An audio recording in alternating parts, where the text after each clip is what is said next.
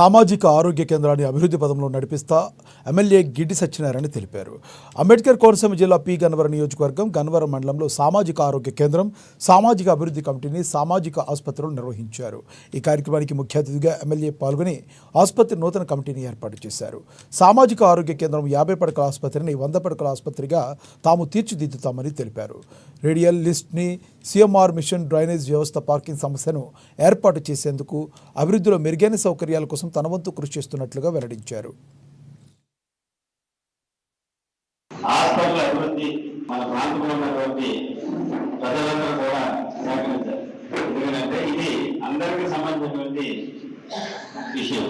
ఆరోగ్య రక్షణ విషయంలో అందరూ కూడా భాగస్వాములు అవ్వాలని సందర్భంగా తెలియజేస్తున్నా. అయితే మన గన్నవరం ఎన్నికవర్గంలో గవర్నమెంట్ హాస్పిటల్ ఈ విధంగా అభివృద్ధి చెందిందంటే దీనికి మొదటి మూల కారణమైనటువంటి మన నాయకులు చాలా సంతోషం. ఎందుకంటే మీరు మా మధ్య నుండి ఇక్కడ ఇంతమంది ప్రజలు ఈ విధంగా వైద్య విషయంలో సదుపాయాలు అందుకోవడానికి మీరు పునాదురాలు చేశారు కాబట్టి మీకు ప్రత్యేకమైనటువంటి ధన్యవాదాలు.